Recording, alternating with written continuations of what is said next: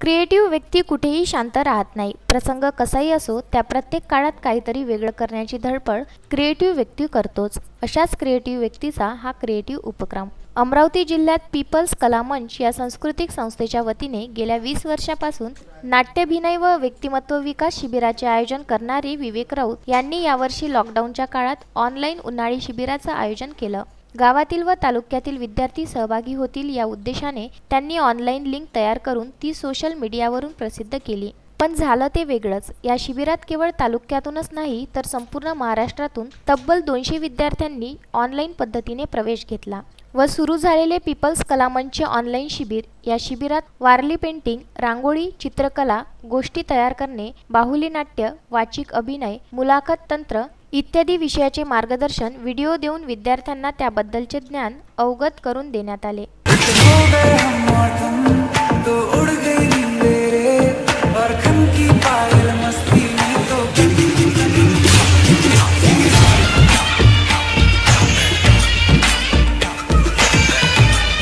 या शिबिराला सिने अभिनेता व टीव्ही मालिकाचे अभिनेते अनुज ठाकरे, प्रसिद्ध चित्रकार उज्ज्वल पंडेकर, बाहुली नाट्यकार दीपाली बाबुळकर, पक्षीमित्र डॉक्टर जयंत वडतकर यांच्यासह अनेक तज्ज्ञ मार्गदर्शकांनी ऑनलाईन मार्गदर्शन केलं।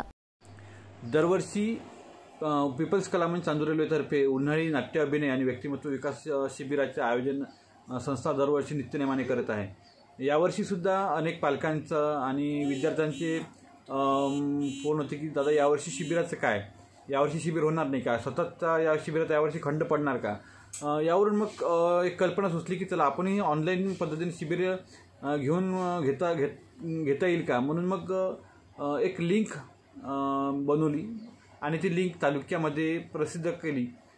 झालं काय की ही लिंक केवळ तालुका आणि जिल्ह्यापुरती प्रसिद्ध म्हणजे मर्यादित न राहता संपूर्ण राज्यभर पसरली आणि संपूर्ण राज्यातून म्हणजे मुंबई, पुणे, नागपूर, चंद्रपूर, कोल्हापूर इथून सुद्धा अनेक विद्यार्थ्यांनी यामध्ये हे लिंक भरून या शिबिरामध्ये ॲडमिशन केलं।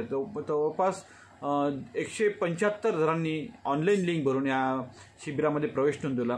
तर पीपल्स कला मंचचे अध्यक्ष व नाट्य दिग्दर्शक विवेक राऊत यांच्यासह संस्थेचे सिद्धार्थ भोजने, मनीष हटवार, मंगेश उल्ले, अमर इमले यांचे मार्गदर्शन लाभत आहे।